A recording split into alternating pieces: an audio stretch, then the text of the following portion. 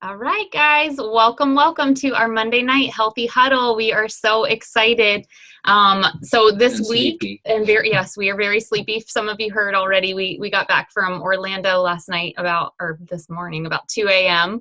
Had the kids turn around and wake us up at 6 a.m. So you know how it goes. Sometimes you're just like running on pure adrenaline and excitement and passion, and that is where we're. Caffeine. And Don't yes, lie. get Caffeine. some caffeine today for sure.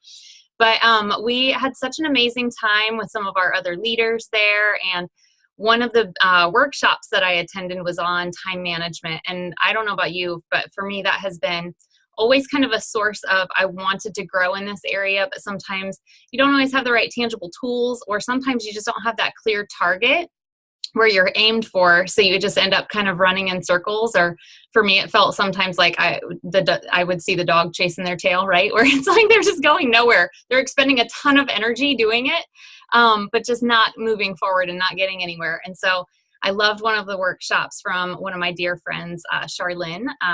Gave us some great practical tools, but just got me really thinking and asking myself some different questions too. And I thought that for most of us, time is a huge factor in our health for many reasons, because I know a lot of my clients that I work with, it's one of the biggest factors that holds them back is just all of the time. Where does it go?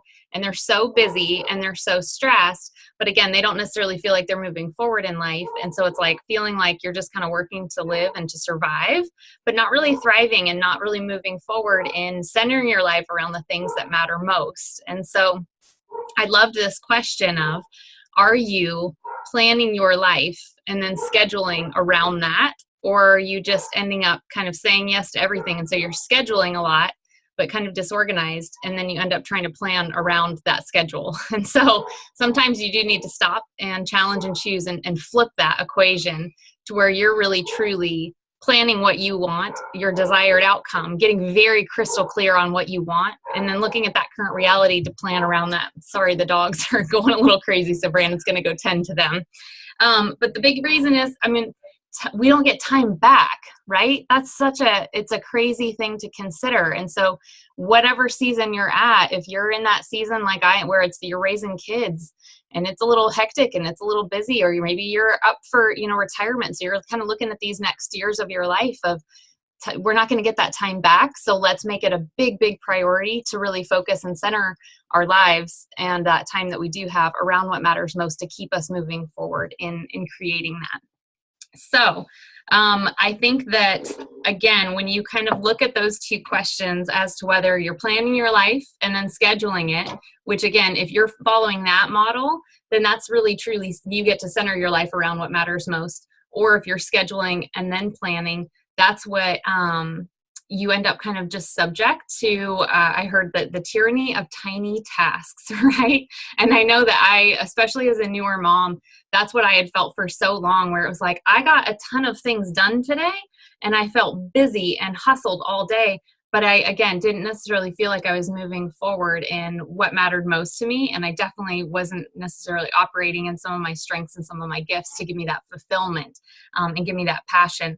And what I heard too is that, scheduling gives you that false sense of accomplishment, but you're not getting closer to what you want in life. Did you want to add anything to that? You good? All right. Right now. And so another thing that I think many of us are constantly striving for and desiring is balance. How many of us, right? Like raise your hand or pop it in the chat if you've heard over the time that, or maybe you've said it yourself, I just really want to feel balanced. I know that was something that I was striving for a long time, but I think that with how busy and hectic our lives are, that is part of what gives us that stress and that contention within ourselves, because it's not necessarily something that is even necessarily achievable. But what I think is achievable is a life in harmony, or a life that is integrated, where it's all continually kind of moving and progressing together. And you have all these different parts. I think of harmony, and Brandon's a musician, so I think of that a lot too with his band. You might have some things that are out of tune, and so you want to get them kind of working, all those different instruments, all those different things working together to create that harmony, to create that balance. not balance, but I just said that, right? But to get it all, exactly, but to get them fine-tuned and operating together in that unison, in that harmony. So let's get kind of kicking here with some of the steps to maybe take practically. And these are, again, just suggestions. Some of these, again, for me, this has been a huge area of area that I really want to grow and develop in. So again, nothing that I am saying here is out of that I've been operating out of perfection in this. This is a huge area that I'm excited to really embrace and grow in. So one of the biggest things that Charlene had even encouraged is to get a paper planner. One that she had recommended that I have on order is called the Full Focus Planner. And one of the reasons that you would be interested to have a paper planner instead of just either having it in your head or maybe having an electronic one is there's been some studies out there where if you actually have it written down, your written down desired outcome, your written down desired goals, you're 42% more likely to reach and obtain that. If you actually share that same written desired outcome or goal with other people, then you're even that much more likely to achieve it. How great is that? Because the reason it's actually when you have it written out, you're physically writing that out, you're visually seeing it, you're putting it to your memory bank to say, this is important to me, I want to achieve this, I'm desiring it, and I'm going to be operating in this structure to make it happen. But you're then connecting your right and your left hemisphere because your right, and I have some of my notes here, is your imaginative one, and then your left is your logical. So with this, when you're writing it down, it's creating this kind of conduit to connect those two together to get them, again, working in that harmony or unison too. And so that's going to create that target to keep you moving forward.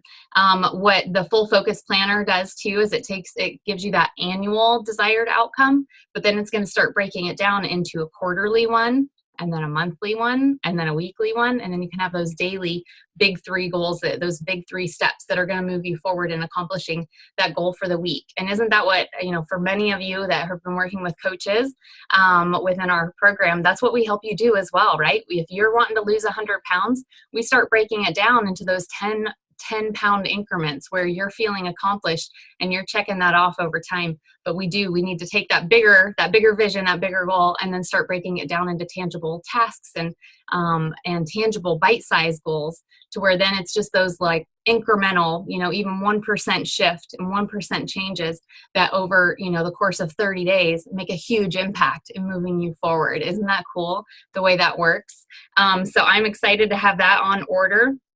Another thing would be to get a great app.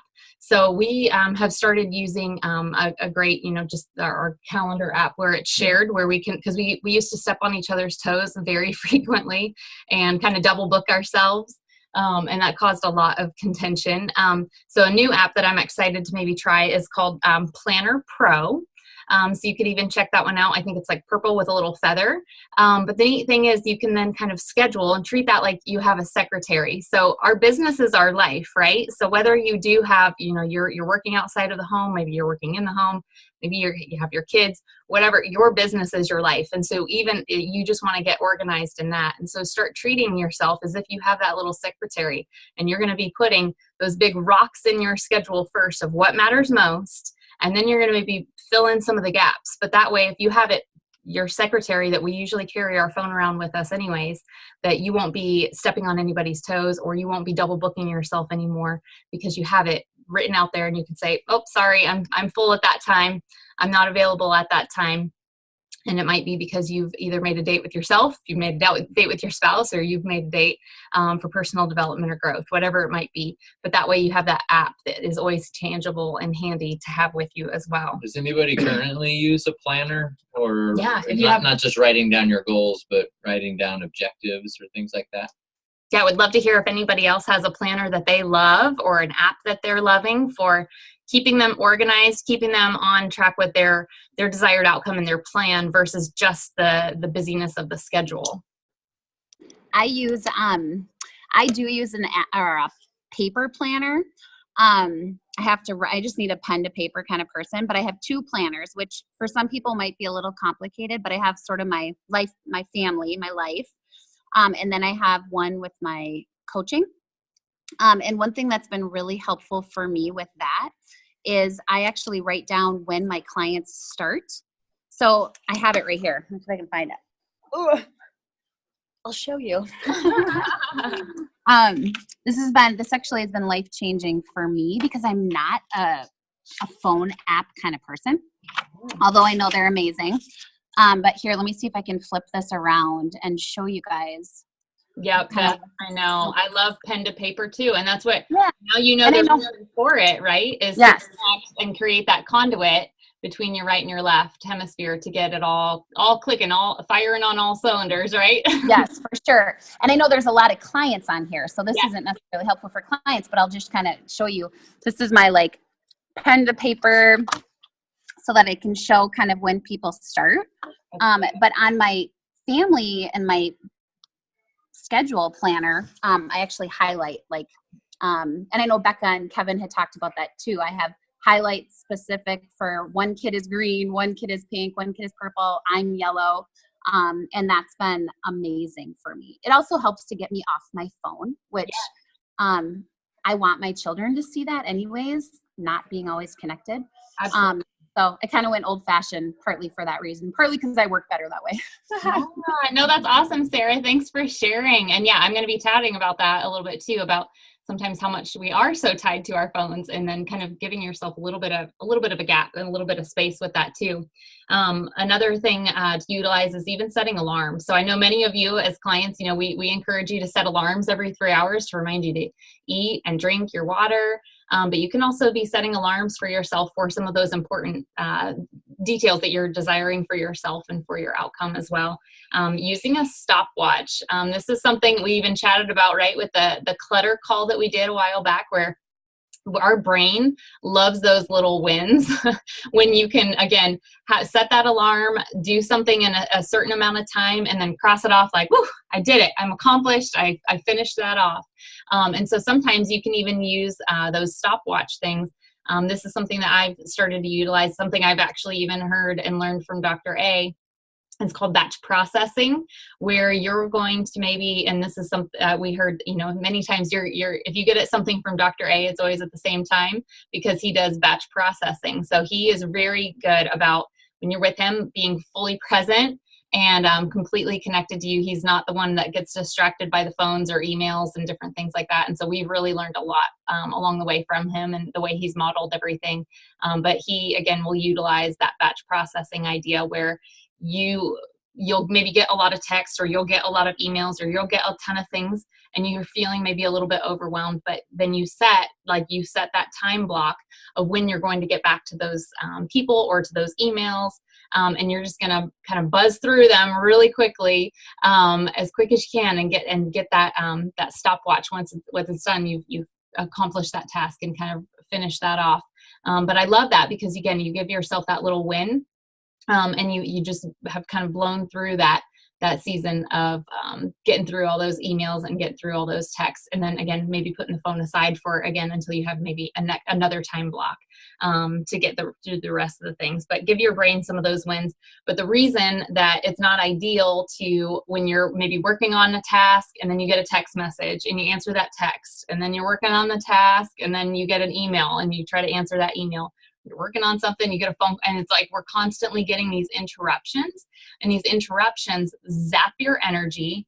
But the other thing that there was a study that came out that said when we are kind of giving play to some of those interruptions, it actually will drop your IQ twice as much as it does for people that use marijuana. And I was like, holy cow, that's crazy to consider. But then also it can take 21 minutes to get back focused on the original task that you were working on. So many of us, I know we maybe like to think that we're great at multitasking, but I bet if the more you kind of give yourself those little pause or those little time blocks where you're going to just blow through, do that batch processing idea, instead, you're going to see that you're probably a lot more likely to get through things in a quicker fashion and do them a lot at a higher level versus when so many of us are trying to do, you know, we have our hands on all these different things, and then it's going to take us that 21 minutes potentially to get refocused back on the original task that we were working on. I saw somebody just pop something in the chat. Let's see what it is. Oh, the live whale planner. I have not heard of that one. I'll have to check it out.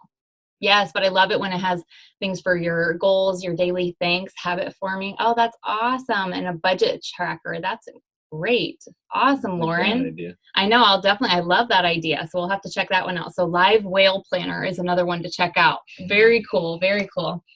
Well, awesome. So did any of those suggestions sound like something that might help you to maybe de-stress? Because again, for many of us, when we're on that health journey too, stress or lack of sleep are the biggest hindrances. And so if we're constantly interrupted, if we're constantly feeling pulled and tugged in all these different directions, it's no wonder that we have that high stress and that we're not sleeping as well at night because we're just being tugged in too many different directions. So if you can get more focused on what you want your day to day look like, because you have that bigger vision, that bigger plan, so it's easier to embrace some of these structural things to get you through your day in an organized fashion to, again, pull you forward. But would love to hear if anything is really kind of resonating of what you want to start looking at. But I think the biggest thing is to also, again, we are usually defined by the habits and the rituals that we have. And that's either moving us forward in the path that we want to go, or it's steering us in a totally different direction. And so looking at those daily habits and rituals you have, and are they serving you well? Does your day-to-day life look like what you want it to look like? And what makes you most productive?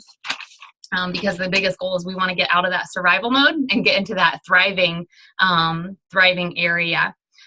Did you want to add anything? Okay. I would say too, again, so when we're considering our day-to-day, what does your morning look like? What does your morning ritual look like? Are you waking up first thing in the morning and you're grabbing that phone and maybe you're getting distracted with some of those texts or emails or Facebook or all these different things, and you're kind of starting off with maybe not the right mindset, not the right heart space even? Or are you maybe kind of setting yourself as before you're starting work, that you're setting an appointment to work on yourself? And so maybe instead you want your first part of your day to be focused more on that personal development. Maybe you want to start listening to some different music first thing in the morning, because that usually can set the atmosphere and the tone for your day. I know that's a big shift that I'm still continuing to try to make, to not immediately turn on the news, because I know that raises my anxiety levels. And so I've really tried to make a more conscious choice of listening to different things first thing in the morning to just set the tone of my day.